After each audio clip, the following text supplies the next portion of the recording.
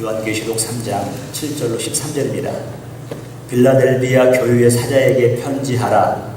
거룩하고 진실하사 다윗의 열쇠를 가지신 이 곧 열면 닫을 사람이 없고 닫으면 열 사람이 없는 그가 이르시되 볼지어다 내가 내 앞에 열린 문을 두었으되 능히 닫을 사람이 없으리라. 내가 내 행위를 아노니 내가 작은 능력을 가지고서도 내 말을 지키며 내 이름을 배반하지 아니하였도다. 보라 사탄의 회당 곧 자칭 유대인이라 하나 그렇지 아니하고 거짓말하는 자들 중에서 며칠 내게 주어 그들로 와서 내 발 앞에 절하게 하고 내가 너를 사랑하는 줄을 알게 하리라. 내가 나의 인내의 말씀을 지켰은즉 내가 또한 너희를 지켜 시험의 때를 면하게 하리니 이는 장차 온 세상에 임하여 땅에 거하는 자들을 시험할 때라.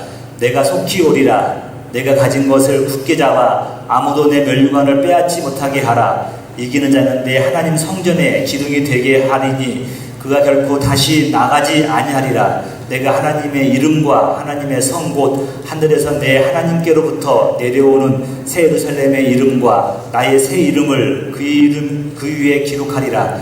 귀 있는 자는 성령이 교회들에게 하시는 말씀을 들을지어다. 아멘. 은혜를 교회에 오면 이 교회의 영적인 분위기가 저는 너무 좋습니다. 참 감사하고 하나님의 은혜의 임재가 함께하는 것 같아서 이름 그대로 너무나 좋습니다.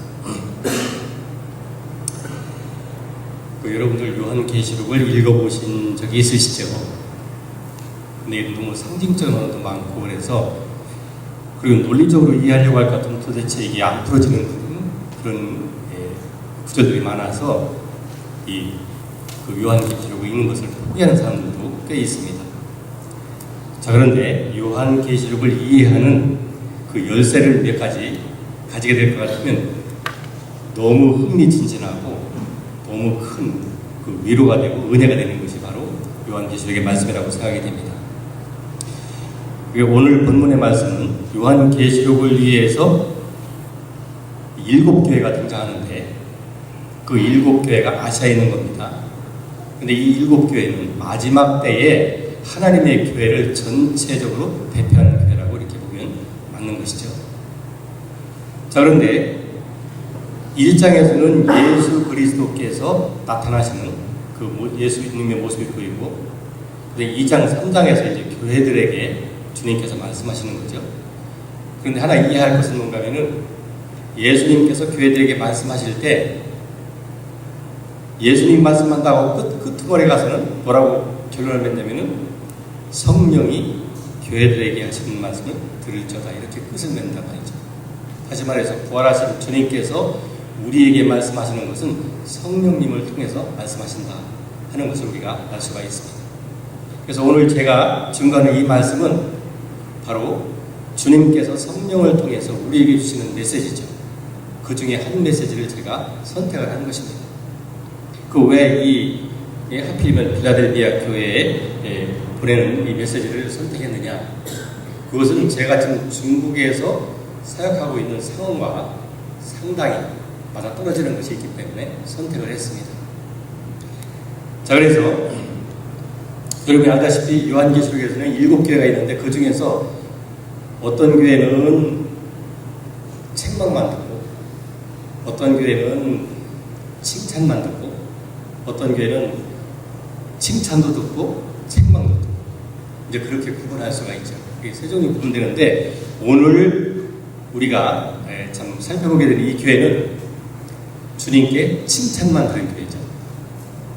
2교회가 있는데 그 중에 서머나 교회가 칭찬을 들었고 그 다음에 이 빌라델비아 교회가 칭찬을 들었단 말이죠.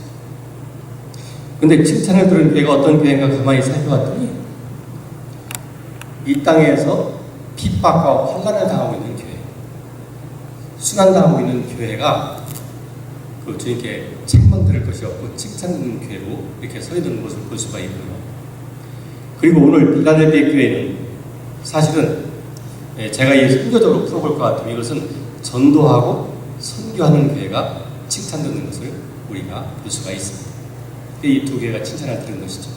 그래서 지금 현재 이 지상에 있는 교회들 중에서 칭찬 듣는 교회는 칭찬 듣는 교회는 전이나 지금이나 마찬가지로 이와 같이 그 환란과 핍박 중에 있는 교회가 주님 앞에 목숨 걸고 신앙 지키는 것.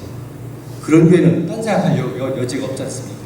그래서 열심히 주님께 정말 생명을 내걸고 신앙생활 하다 보니까 칭찬 들을 수 있게 됐고, 그리고 주의 명령과 진리의 말씀을 따라서 복음을 전하고 선교하는 교회가 칭찬을 듣더라 말이죠. 오늘 본문의 말씀은 바로 그와 같이 복음을 전하고 선교하는 교회가 칭찬 듣는 것을 살펴보게 됩니다. 자, 여기 보니까 거룩하고 진실하사 다윗의 열쇠를 가지시니 곧 열면 닫을 사람이 없고 열면 닫으면 열 사람이 있는 그가 가라사대, 이렇게 시작을 합니다. 다시 말해서 절대 주권을 가지신 분이 말씀하고 있다는 그런 말입니다. 제가 흥미롭게 생각하는 것은 주님의 절대 주권이 언제 어떠한 컨텍스트에서 실행이 되는가, 그걸 한번 생각해 봤어요. 그 다음 8절에 있는 말씀이 그 힌트를 주고 있습니다. 볼지어다 내가 내 앞에 열린 문을 두었을 때 능히 받을 사람이 없으리라. 성경에서 문이 열렸다 하는 그런 표현은 가끔 나옵니다. 자, 그럼 도대체 무엇을 보고서 문이 열렸다고 하는 거예요? 이 문은 도대체 무슨 문인가? 첫째, 요한계시록 자체로 볼 것 같으면 하늘에 열린 문을 두었다 하셨으니까 이것은 하늘문이 될 수 있습니다. 자, 그런데 우리가 기도할 때에 구하고 찾고 문을 두드릴 때 열리는 게 있어요. 그렇기 때문에 이것은 기도 응답의 문이라고 할 수가 있겠습니다. 그런데 사도행전 같은 데 볼 것 같으면 여기에 믿음의 문을 여신다는 표현도 있고, 그리고 사역의 문을 여신다는 표현도 있고, 기회의 문을 여신다는 그런 표현들이 있기 때문에 이것은 하늘의 문이 열려서 이 복음을 전할 수 있는 사역의 문이 열렸다, 이렇게 우리가 해석을 하면 크게 빗나가지 않을 거라고 생각합니다. 자, 그러면 이 빌라델비아 교회에 바로 이와 같이 열린 문을 두었는데 이거 아무도 닫을 사람이 없다는 것이에요. 지구상의 어떠한 세력도 이것을 닫을 수가 없습니다. 여러분, 사도행전을 볼 것 같으면요, 사도행전에서 처음에 복음이 예루살렘부터 복음 전파되기 시작할 때는요, 얼마나 많은 환란이 있었고 핍박이 있었습니까? 그리고 정말 그들의 생명을 위협하는 그런 위협들도 있었고, 또 예수 믿는다고 하는 사람들을 잡아다가 감옥에 가둔 일도 있었고, 그래서 지금 현재 지구상에 진행되고 있는 그 상황 중에서 이 초대교회보다 더 심각한 그런 핍박 상황을 저는 만나보지 못했습니다. 여기 미국은 아주 평안한 지역에 있는 그런 지역이고요. 제가 지금 사역하고 있는 이 중국이라는 이 지역에도 이 초대교회 상황만큼 그렇게 심각하지는 않습니다. 자, 그렇기 때문에 이와 같이 정말로 인간적으로는 감당할 수 없는 그런 환란과 핍박이 있던 그런 시기에 여러분, 사도행전의 결론이 뭔지 아십니까? 사도 바울이 그렇게 순환당하고 가는 데마다 반대를 받고 그리고 핍박을 당하더니 나중에는 죄수의 몸으로 이 로마로 압송돼 가지고요, 그 로마에 갔더니만은 전에 반대하고 핍박하고 이렇게 고소하던 그 유대인이 더 이상 따라오지를 못했어요. 그리고 거기에는 전세를 얻어가지고 거기에서 전세집에서 하나님 나라를 전파하고 예수를 증거하는데 담대하게 증거해도 그 많은 자가 없었더라. 이게 결론입니다. 할렐루야. 이 하나님께서 여신 문을 닫을 수가 없었습니다. 지상에 어떠한 권세, 어떠한 세력도 이 문을 닫을 수가 없다고 말이죠. 제가 참 동아시아 중국에서 사역하면서 제가 확신하게 된 것, 지금 현재까지도 확신하게 된 것이 뭔가 하면은 이 중국 교회는 지금 하나님께서 열린 문을 두었구나. 이것이 제 개인적인 확신입니다. 자, 여기 보니까 열린 문이 정말 이렇게 주님께서 열린 문을 두신 그런 상황이 어떤 것이냐면요,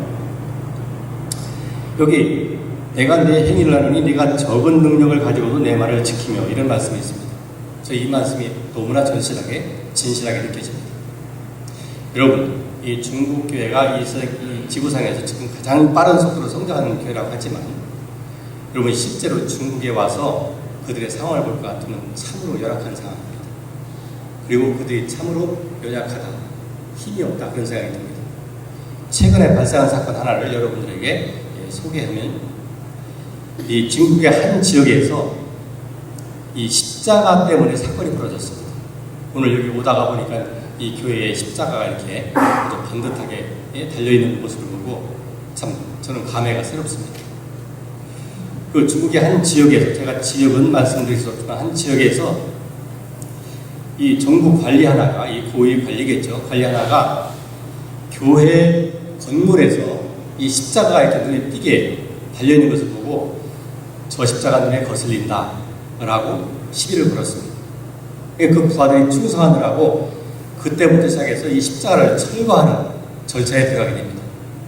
그래서 이 교회 성도들은 금식하고 철회하면서 그 십자가 철거되지 않게 해달라고 기도하고요. 어떤 사람은 십자가 밑에서 금식하면서 내 여기 십자가 밑에 죽더라도 난 이거 양보할 수 없다 이렇게 데모를 하는 거죠. 여러분, 그렇게 데모를 한다고 한 번 정부에서 결정한 일을 바꿀 수 있겠습니까? 안 되는 거예요. 그래서 이제 대체하다가 사상자가 나면서 병원에 입원한 사람도 조금 있고 그런데 이런 상황이 벌어지는데 이걸 공권력을 막을 수가 없어요. 그래서 이 교회만 아니고 그 기타 교회들 한 200여 교회 이상의 교회, 여러분 이것은 삼자교를 얘기하는 겁니다.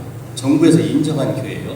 그런데 십자가가 눈에 띈다, 눈에 거슬린다고 해서 철거를 하는 겁니다. 이것이 중국에 지금 엄청난 큰 사건이 되어 있고요. 이거 현재도 진행되는 사건입니다. 여러분들은 이 내부적인 소식을 모르니까 그렇지만 중국에서 200군데 이상의 십자가를 철거했다고 하는 것은 거의 십자가를 달지 않은 상황에서 엄청나게 큰 지역을 커버하는 겁니다. 그래서 지금 중국에 있는 성도들은요, 사실은 아주 긴장하고 있습니다. 이 중국이 종교의 자유가 있는 줄로 생각했는데 이 중국 사람들 중에서는 절반 정도는 자유가 있다고 믿습니다. 이 전반 정도는 그거 아니다. 아직도 우리는 정말 그 압박 가운데 있다 이렇게 생각하는데 이번에 이 사건을 통해서 이들이 크게 충격을 받았어요. 그래서 어떻게 이런 일이 발생할 수 있느냐, 이럴 것 같으면 앞으로 어떻게 우리가 중국에서 정부를 위해서 기도할 수 있겠냐, 이런 문제까지 발생했단 말이죠. 근데 나한테 이메일이 왔어요. 뭐라고 하냐면, 선생님, 거기서는 다 선생님이에요. 이 중국에서 저한테 목사님, 선교사님 이렇게 곤란합니다. 선생님, 연락이 왔어요. 지금 이런 상황에서 우리가 어떻게 해야 되겠습니까? 계속 데모를 해야 되겠습니까? 아니면 어떻게 해야 되겠습니까? 이렇게 문의가 오는 거예요. 여러분들이라면 어떻게 대답하겠습니까? 저는 그들에게 이렇게 답변을 줬습니다. 첫째, 저들이 이렇게 행동하는 것은 저들이 알지 못해서 그런 것이니까 우선 그들을 우리가 이해해야 된다. 그래서 그들을 원망하고 그들을 대적하는, 그리고 대결하는 그런 자세를 갖지 말고, 두 번째, 그들을 위해서 기도해야 된다. 왜 그런가 하면 우리 예수님께서 이미 내 이웃을 사랑하고 내 원수를 미워하라 했다는 것을 너희가 들었으나 나는 너에게 이르노니 너희 원수를 사랑하며 너를 핍박하는 자를 위해서 기도하라고 말씀하셨기 때문에 이것이 성경에 기록된 말씀입니다. 그래서 그들을 위해서, 그 정부 관리를 위해서, 중국을 위해서 계속 기도해야 된다. 이렇게 답변을 주셨습니다. 할렐루야. 제가 기도하면서 그 받은 것은 바로 그런 것입니다. 그게 지금 현재 진행되고 있는 상황이에요. 그러니까 그 중국이라는 이 공권력 앞에서 교회가 너무 힘이 없어요.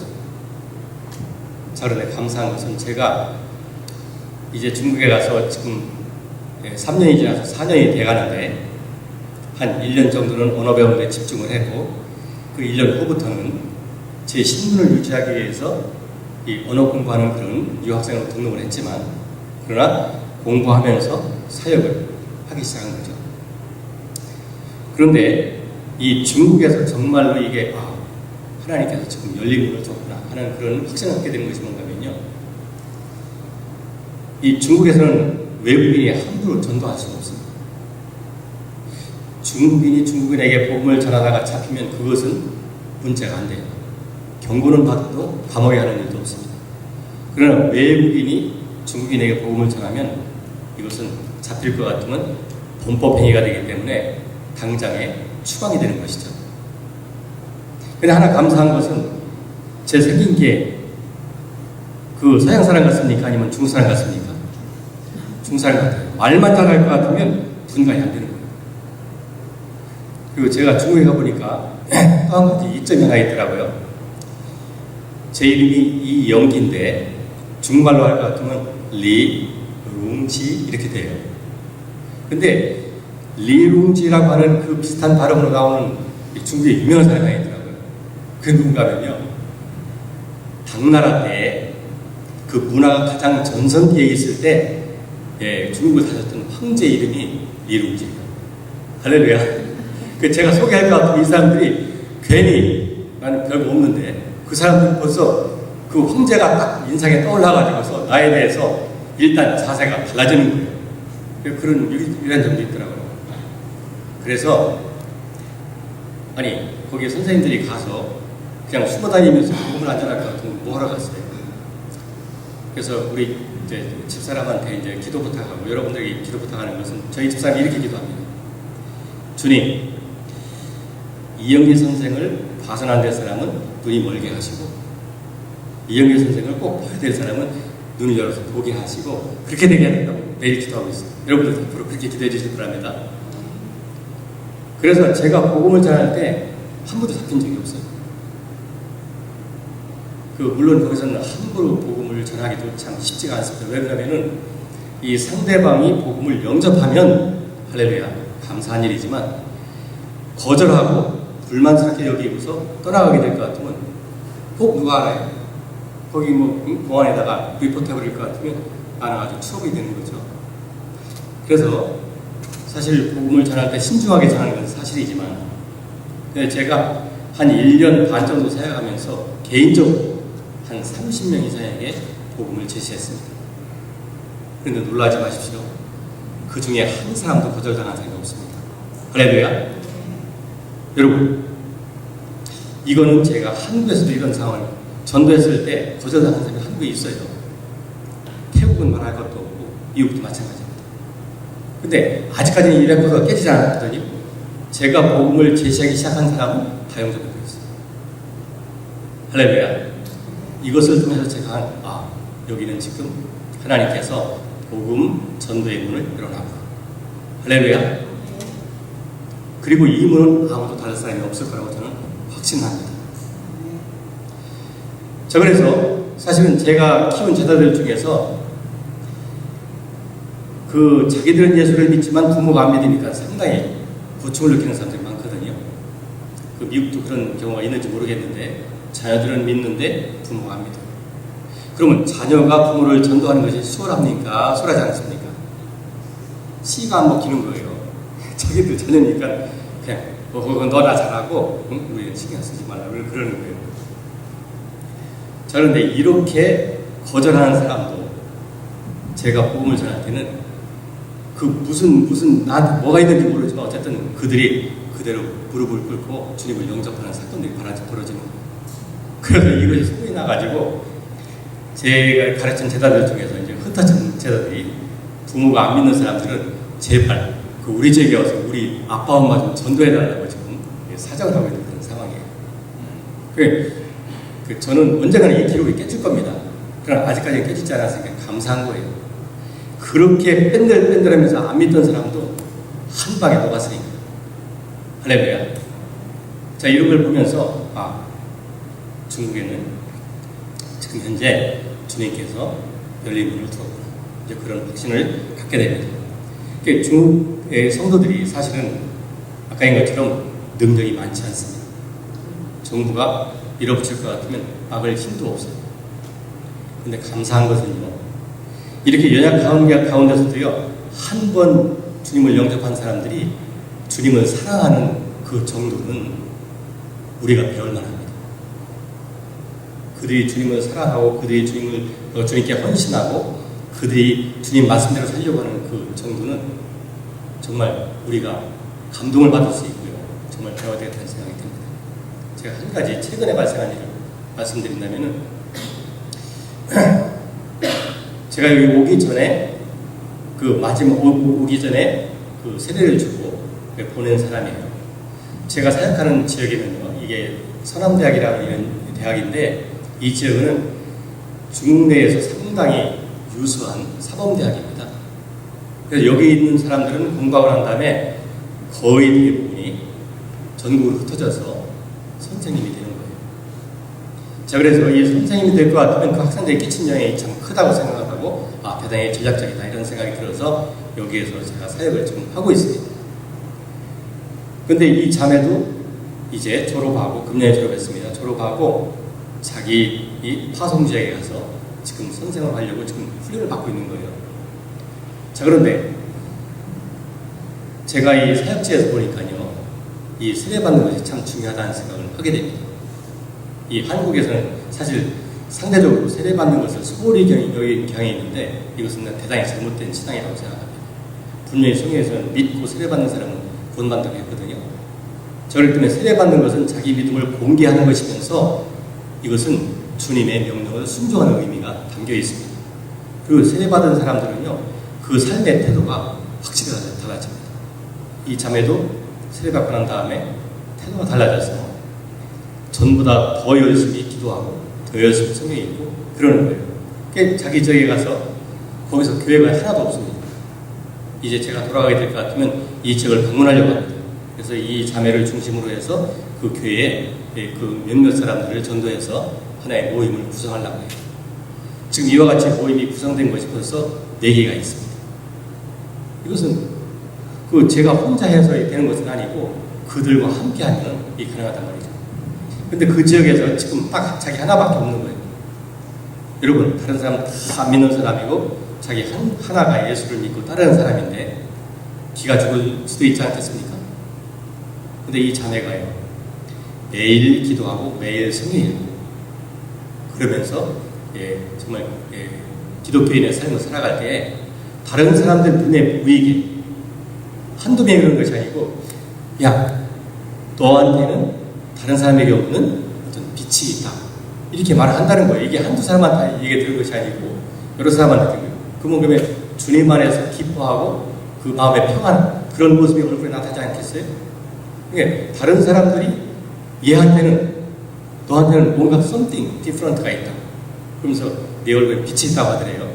그래서 이게 무슨 뜻인지 그 나한테 묻는 거예요. 그래서 그게 무슨 뜻이, 뭐가 무슨 뜻이냐, 그 요한복음 8장 12절 말씀을 내가 보내줬어요. 예수께서 가라사대 내가 세상의 빛이니 나를 따르는 자는 어둠에 거하지 아니하고 생명의 빛을 얻으리라. 할렐루야. 너 안에 생명의 빛이 있어서 그런 거야. 이게 그들이 하는 말이 틀린 말이 아니고 이게 정상적인 그들의 삶을 살고 있다는 뜻이다 라고 지금 격려를 해줬습니다. 이렇게 정말 환경이 열악하고 연약한 가운데 있지만 주님이 함께 하시는 그런 은혜를 보여주시는 것을 우리가 할 수 있다는 거죠. 그래서 지금 한국교회에서는요, 사실 이 중국에 대해서 좀 오해하고 있는 것 같아요. 이 중국은 이제 더 이상 선교를 받는 나라가 아니고 이제부터는 선교 중국으로 가야 된다라고 누가 얘기를 해놔가지고요, 이게 다 돌아갔어요. 여러분, 중국에 실제로 와보세요. 중국이 아직 선교 중국으로 나갈 수 있는 준비가 안 돼 있습니다. 아직도 그들에게 사역자를 세워주고 그들을 훈련하고 무장시키는 일이 지금 선교 조건이면서 안 해야 됩니다. 그래서 이런 영향이 있는지 그건 모르지만 어쨌든 중국 정부에서요, 특히 한국에서 온 선생님들을 대상으로 타겟으로 해서 추방하는 그런 추세가 있습니다. 대강 한국에서 온 선생님들 중에 중국에 와서 사역하는 그런 분들이 한 5,000명 된다고 보고 있거든요. 엄청 많죠? 자, 그런데 그렇게 많은 사람들 중에 어떤 사람들은 정말 훌륭한 사람들도 많이 있지만 어떤 사람들은 너무 진짜 문제를 일으키는 사람들이 있단 말이죠. 그래서 이 중국 정부에서는 그 잘하는 것을 보지 않고 대개 이 선생님들이 잘못하는 것만 트집을 잡는 것이 특징인데, 정부에서 이 한류의 영향을 받아서 이 한국에서 온 선생님들이 문제를 많이 일으킨다, 이렇게 인식이 되어 있습니다. 그래서 이 한국에서 온 선생님들을 내보내는데 어느 정도 내보내냐, 한 3,000명 내보내겠다. 한 1,000명이 지금 나갔습니다. 그리고 앞으로도 계속 나갈 거라고 생각합니다. 이거 감사할 일인지 어떤지 그건 모르겠지만 저는 일단 미국 여권을 가지고 가니까 일단 이 사람들 타겟은 벗어났어요. 그 사람들이 그 와서 그 어디서 왔냐고 해서 미국에서 왔다고. 그럼 화교냐 이렇게 불러요. 화교. 그렇죠? 미국에 사는 중국인들. 제 얼굴이 이렇게 생겨가지고 도대체 이게 그 외국인으로 생각이 안 드는 거예요. 자, 그래서 미국에서 왔다고 할 거면 일단 이 사람들이 그 경계인 대상에서 약간 좀 제쳐놓습니다. 할렐루야. 이것도 저에게는 기회라고 생각이 됐습니다. 그래서 이걸 잘 활용할 생각이고요. 하나 어쨌든 생각하는 것은 이 한국교회가 너무 성급하게 선교 중국을 외치기 시작했다는 것입니다. 아직까지 중국은 그럴 준비가 되어 있지 않습니다. 여러분들이 앞으로 계속 기도하고, 그러니까 단 한 가지 믿는 것은 그럼 중국에서 이 복음을 전하고 선교하는 이 문이 닫힐 것인가? 거기에 대해서는 저는 100% 확신합니다. 절대 닫히지 않습니다. 이 하나님께서 열어두신 이 문, 이 절대 주권이 행사되는 자리가 바로 복음 전도인데, 한번 생각해보세요. 하나님이 전능하신 능력을 행사하는 데가 어디냐? 그건 전도하고 선교하는 데 행사하시는 거예요. 여러분, 사도행전에서 1장 8절 여러분 잘 아시죠? 오직 성령이 너에게 임하시면 너희가 권능을 받고 예루살렘과 온 유대와 사마리아와 땅끝까지 이룬 내 증인이 돼요. 할렐루야. 이 주님이 권능을 부어서 행하게 하시는 게 뭔가 하면 복음 선교예요. 할렐루야.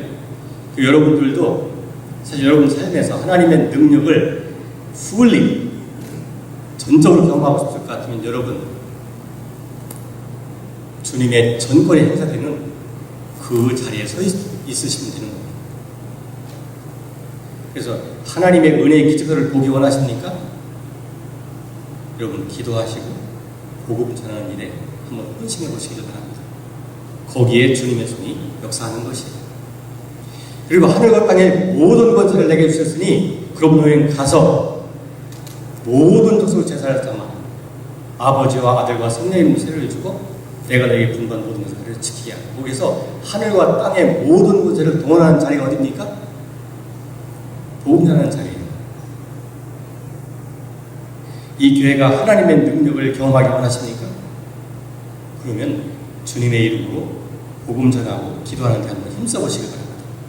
거기에서 주님의 영광도 나타나고, 거기에서 주님의 권능도 나타나고, 거기에서 절대 주권이 나타납니다. 그러니까 사람들은 정책과 여러 가지 그 방법을 통해서 이걸 막으려고 하지만 막을 수 없습니다. 왜 그러면 주님이 한 번 열어놓으신 문은 닫힐 수가 없는 거죠. 그리고 주님이 한 번 닫아버릴 것 같으면 열 수도 없다고 했어요. 이건 절대 주권을 의미하는 거죠. 그래서 이 빌라델비아 교회는 이와 같이 능력은 적지만 지상에서 어떤 세력은 많지 않지만 그러나 한 가지 한계 있어요. 그건 뭔가 하면은 주님의 말씀을 지키는 거예요. 할렐루야. 여러분, 우리의 능력이 크고 적고 우리가 가난하고 부유하고 이거에 관계해서 주님 말씀 지키는 게 아닙니다. 여러분, 누가 주의 말씀을 지키는지 아십니까? 주님을 사랑하는 사람이 주의 말씀을 지킵니다. 내 계명을 가지고 지키는 자의 나를 사랑하는 자라고 했습니다. 나를 사랑하는 자라 할 것 같으면 내 계명을 지킨다고 말씀했습니다. 주의 말씀대로 살기 시작할 것 같으면요, 주님께서 그 말씀의 약속을 따라서 보장하시는 것을 믿으시기 바랍니다. 그래서 제가 사실은 중국에 가서요, 제가 아픈 적이 2번 있습니다. 병원에 갈 만큼 아픈 적이 2번 있습니다. 처음에는 한 2주간 지나간 때에 그런 일이 발생해서 제가 당황해가지고 한국에 가서 치료 좀 하려고 갔는데 한국에 가기 전에 주님께 다 치료해버렸어요. 마일리지 가지고 비행기 예약을 해놨는데 이 한국에 가려고 비행기표를 벌써 다 예약해놨는데 가기 전에 벌써 다 치료해버린 거예요. 다른 병이 아니고요. 거기서 뭐 식중독인지 뭔지 어쨌든 몸에 두드러기 나기 시작해가지고 전신이 막 퍼져가는 거예요. 그런데 어떻게 감당이 안 되더라고요.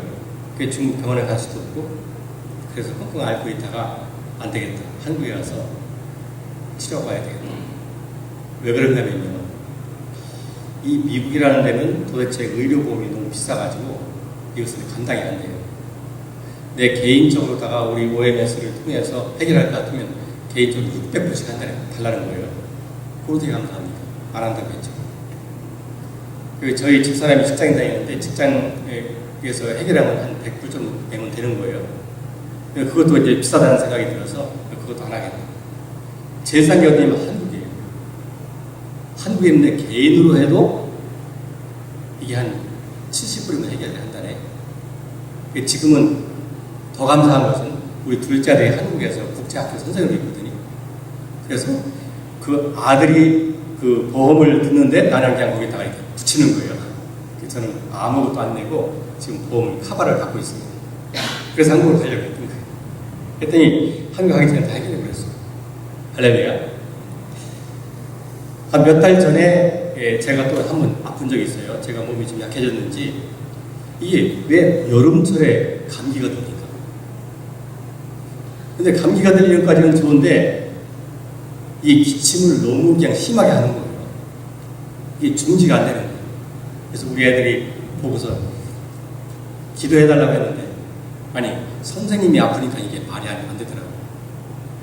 애들이 아플 것 같으면 기도해준다고 하는데 선생님이 아프니까 나도 이게 좀 체면에 안 서고 참 곤란했어요.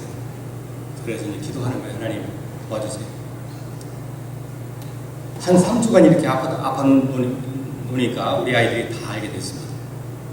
그래서 기도한다.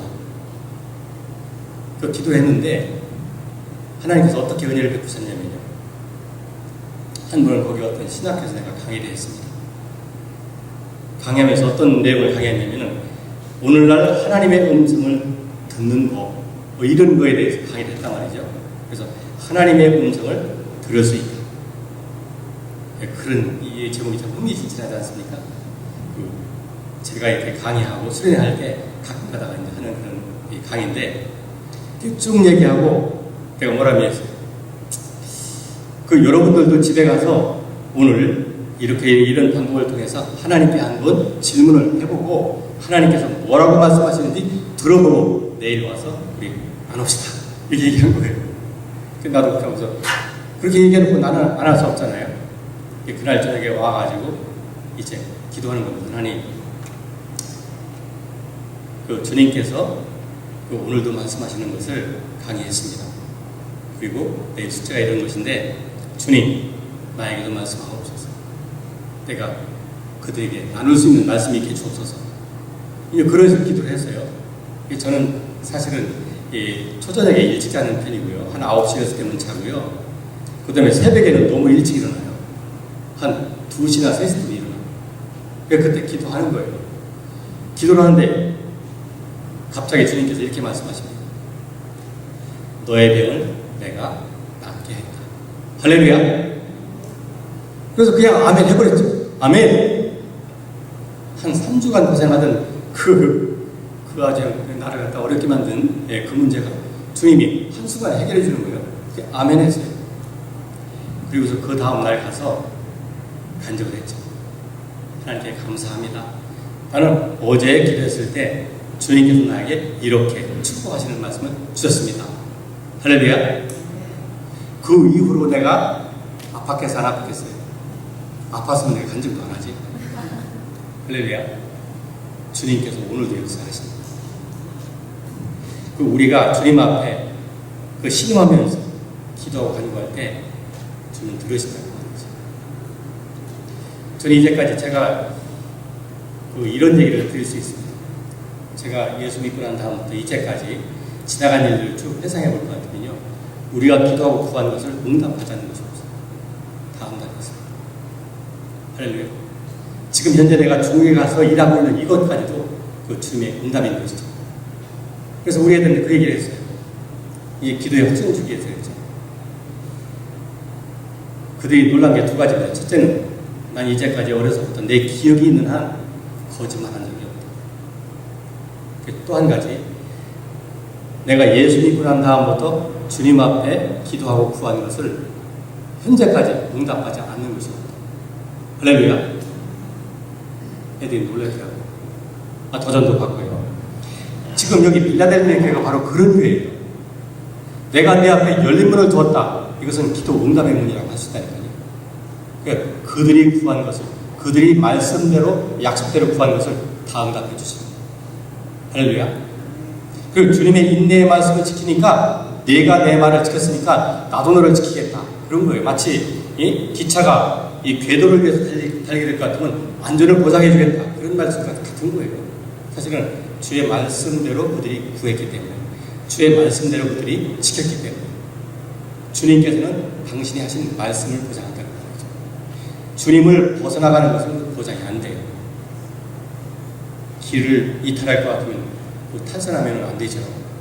그럴 것 같은 건 주님이 보장하는 것이 아니고, 여기 보니까 주의 말씀대로 보장합니다. 자, 그러면서 그 이와 같이 주의 말씀을 지키고 이렇게 주님의 이름을 사랑하면서 믿음의 정절을 지킨 이 교회에게 주님께서 상급을 약속합니다. 그 상급은 뭐냐면 내가 내 성전, 너희가 내 성전의 기둥이 되게 해주겠다. 할렐루야. 이 성전의 기둥은 이거 움직일 수 없는 거잖아요. 이 포지션이 움직이지 않다니까요. 자, 그리고 그렇게 교회의 기둥이 된 사람들은 나갈 생각을 안 해요. 왜냐하면 그 자리가 아주 만족한 자리이기 때문에. 그렇잖아요. 나갈 생각을 한다는 거죠. 저는 이런 경우를 많이 봤습니다.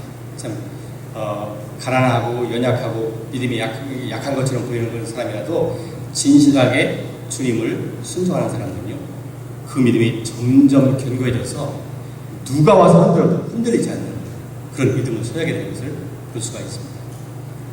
제가 지금 현재 돌아보고 있는 그 그룹에서 이 그룹 리더격으로 일을 하고 있는 그런 그 자매가 다 있습니다. 이 자매는 예수 믿은 지가 오래되지 않습니다. 한 지금 3년째 되는데, 근데 제 그룹에서는 너무너무나 참 감사하게 충성을 다하는 거예요. 이 자매가 처음에는 믿음이 좀 연약한 것처럼 보였는데요, 지금 현재까지도 이 자매 한 사람을 통해서 내가 볼 때 너무나 많은 분들이 구원을 받았어요. 자, 그러면서 이렇게 주님께 충성하니까 이 자매의 위치가 확고해지는 거예요. 그래서 이 그룹에서 이 자매가 빠질 수가 없어요. 지금 현재 이 자매는 앞으로 신학 공부에서 전적으로 주님께 헌신하겠다고 지금 헌신을 하고 있는 상태에 있습니다. 이런 중국에서 이런 그 자매들을 볼 때, 그리고 또 형제들을 볼 때, 주님의 이름으로 헌신하는 사람들, 이런 사람들 볼 때 참 제 마음이 좀 깊어집니다. 그리고 이들을 위해서 기도하지 않을 수가 없어요. 왜냐하면 이 사람들이 중국 내에서 신학 공부할 수 있는 길을 열어주는 것이 내 책임이고, 그리고 앞으로 중국에서 사역할 수 있는 그런 기반을 만들어주는 것이 제 책임이라고 느끼기 때문에 그렇습니다. 그래서 그 미주 지역이든지 또는 한국이든지 이제 제가 좀 다니면서 그 후원을 요청하고 싶은 것이 뭔가 하면은, 이 중국에서는 건물 지어주는 것은 큰 의미가 없어요. 사역자를 하나 세우고 그들이 사역을 할 수 있도록 밑받침해 주는 거, 이것이 참 필요하거든요. 그걸 한번 제가 생각해 봤습니다. 그랬더니 한 700불씩 해서 한 3년만 지원하면 그 3년이 신학 공부하는 기간이에요. 그 신학을 공부하게 될 것 같으면 그들이 스스로 해나갈 수 있는 그런 기반이 되겠다, 이런 생각이 듭니다. 자, 그래서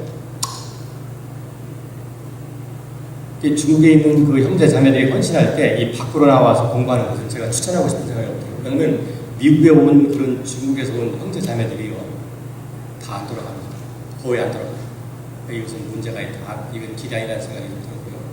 그래서 중국 내에서 이제 신학을 좀 이렇게 셋업해서 신학원을 셋업해서 거기서 공부하는 것이 있습니다. 그런 사람들 연결해줘서 신학 공부하면서, 그리고 중국에서는요, 여기 사는 것처럼 신학 공부할 때 신학 공부하고 이건 의미가 별로 없어요. 거기는 사역의 현장과 함께 이 신학 공부하는 것이 필요하다는 생각이 듭니다. 제가 이 미국에서 한 신학교에서 교육 행정을 맡아보기 한 10년 이상 맡아봐서 했거든요. 근데 신학교에 가만히 보니까 문제가 한 두 가지 정도 눈에 보이는 것이 있습니다. 첫째는 신학을 공부하면서 신학생들이 점점 주님을 가까이 해야 되는데 이상스럽게 그냥 일반 대학이나 마찬가지로 신학 공부하는 신학생들이요 점점 주님을 멀리 하는 것처럼 보이는 그런 문제가 있어요. 그래서 이런 농담이 있죠. 신학교에 들어가서 1년 되면 그 목사로 들어갔다가 2년 되면 전도사가 되고 3년 되면 뭐 집사나 장로가 되고 그 나올 때는 평신도가 돼 나온다. 이런 이상한 농담도 있어요, 사실은요. 근데 거기에 일부 진리가 있어요. 그래서 이건 문제가 있다. 아니, 주를 위해 헌신한 사람들이 하나님 말씀을 공부하고 기도하고 그리고 주님의 사역을 준비한다고 할 것 같으면 주님과 점점 가까워야 될 거 아니에요. 이게 그 문제 하나 하고 또 한 가지는 신학 공부를 다 해도 사역자로다가 무장이 안 된다는 그 말이죠. 그래서 목회 현장이나 이 사역 현장에 딱 닥칠 것 같으면 다시 사역 공부를 해야 돼요. 이건 좀 문제가 있다. 그래서 이런 것을 보고서 내가 중국에서 지도한 아이들은 이 두 문제를 극복하는 그런 방식으로다가 이들을 도와줘야겠다 그런 생각을 했어요. 그래서 그들이 현장과 떠나지 않는 신학교에서 공부하는 것이 현장에서 시험돼서 활용되는 이제 그런 것들을 지금 생각을 하고 있습니다. 그래서 잡은 게 3년이에요. 여러분 위해서 기도해 주시고 지금 현재 헌신한 사람이 3명이나 있어요. 그 우리 그룹이 그렇게 큰 그룹이 아니거든요. 그리고 큰 그룹 운영할 수도 없어요. 그런데 한 1년 반 사이에 벌써 3명, 실은 4명인데 한 사람이 도망가 버렸어요.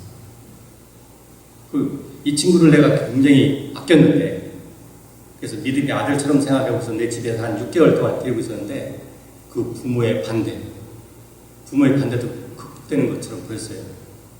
그런데 그 여자친구의 문제에서 걸려서 넘어져 버렸어요.